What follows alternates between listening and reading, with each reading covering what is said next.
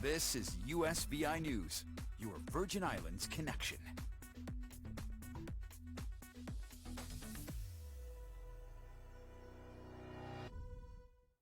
Hi, everyone. Thanks so much for joining us for USVI News. I'm Emily Matson. The Juan F. Louis Hospital in St. Croix will be transformed into a state-of-the-art medical facility. But first, it has to be torn down before it's rebuilt. And while that happens, hospital staff will be providing care to patients at an interim facility. And recently, Governor Albert Bryan Jr. got a look at how that process is going. He met with the Territory Hospital Redevelopment Team for a status update on the Juan F. Louis Hospital North, which will be the temporary hospital on St. Croix. The temporary facility is in its final phase of construction, and there are in-depth plans to place a smooth transition of patients, equipment, and operations to JFL North. The plan is to transition an entire hospital in less than 48 hours while maintaining the safety of patients and staff. While the state-of-the-art temporary hospital is in operation, the existing JFL hospital will be demolished and rebuilt. The interim building set to be completed by this coming August.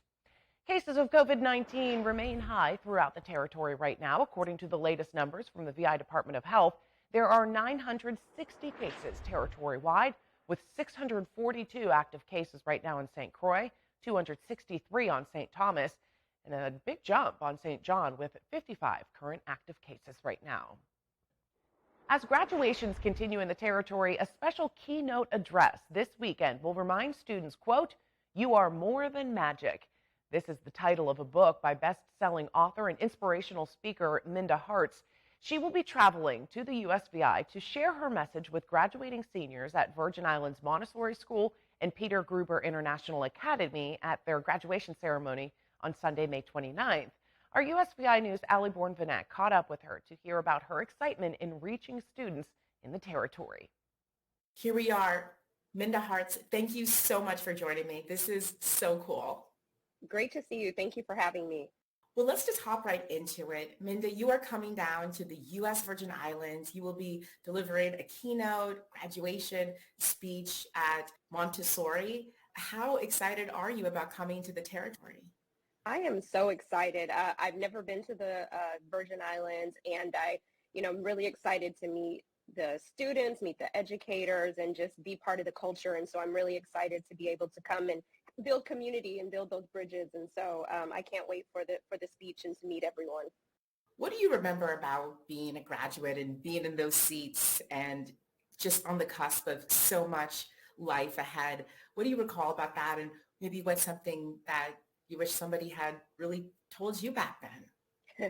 Yeah, back then when you're a teenager, you have so many different emotions that you're feeling, and you have spent so much of your time in school. So you're like, oh my God, I can't believe we're finally here, right? So I was just so excited that, I felt like I was an adult at that point, right? I was ready to go to college. And so I just remember the excitement, but also, the fear of getting ready to maybe move out of my parents' house and not really knowing what's coming next. And so the one thing that I wish someone would have told me in those speeches was that I was more than enough and that I will find my people. Yes, this journey is, I'm not sure what it looks like, but there will be people there to support me, and that my success is not a solo sport. And so I want to also tell them that they have they're not on this journey alone. They have all of us rooting and supporting them as they climb that ladder. Yeah, absolutely. And I think you may have answered this, but what are some of the key things that you have been able to do in your own life? Because I know so much of your work and your writing, you share real examples, like real talk about the things that have helped you move ahead. What are some of those things? Yeah, Allison, just like you said, I think sometimes we forget when we were teenagers that we're humans too, right? And we just want people to be able to talk to us and ask us questions, not talk at us, but talk with us. And I think those are some of the key points that I want them to know, that they've worked so hard to get to this point. And I think it's important to be honest about the road ahead, right? There might be struggles, but there's going to be so many more wins and so many great opportunities. And so for me, I always hope that people would just keep it real. Don't give me any, kind of pie in the sky advice, but also be inspirational. And so for them, I just want them to know that this is an opportunity. They get to decide what's next for them. They get to be who they need to be for their future selves.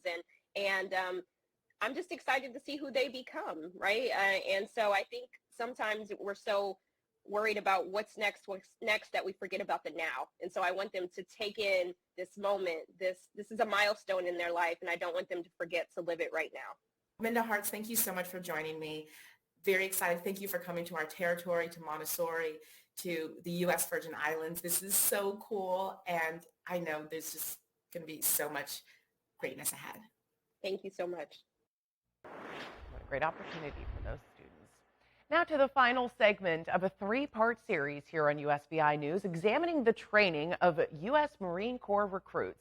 Our USVI News' Ethan Kibbe has been bringing us compelling stories from Parris Island, South Carolina, and today he gets in on the training himself.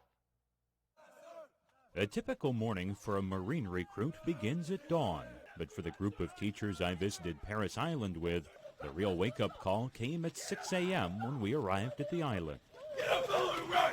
That was shock. Yeah, that was really, even though I heard that's what happened, until you experience it, it is a different feeling. Right away, it was time for drill. As a group of teachers learned they need some work at following directions. It wasn't always pretty the first day, but it like anything else, became easier. And I could see the reason behind it. But the real challenge began on the rifle range. A little low and left. After training with the simulator, it was time for the real thing. Hey. And a limited background with weapons turned out to be an asset, not a liability. They prefer having recruits that haven't shot before because they don't have those bad habits to break. So they can take this new piece of clay and mold it into exactly what they want instead of having to, break off the things that, using granddad's shotgun, it might be a little bit different than using an M16. But the hallmark of a Marine is physical fitness. Although Marines make their obstacle courses look easy, they're anything but simple. I was really surprised at how difficult those challenges are. And what they said to me after the second obstacle that we tried is just that you've just got to picture yourself going through it. And as soon as you did that and don't look at where you're going, it does, as simple as that sound, it makes it easier. Marines train all day, with every mistake corrected with physical training. The result? Peak fitness in just 12 weeks. That's where you break the four in. They leave here in some of the best shape of their lives. It's not common. It's not uncommon for new Marines to have lost, dozens or 20. I've heard a story today about a recruit that lost, or a Marine now, that lost 30 pounds while he was here. In short, it's one thing to watch a Marine. It's another thing to become one. It's a lot different when you're watching a video and you're actually living it. Hey. Ethan Kibbe, USVI News. That was great. And Ethan said he actually wasn't that bad of a shot. So thanks so much for those reports, Ethan. And also thank you to the United States Marine Corps for allowing us this inside look at their training at Parris Island. Some cool stuff.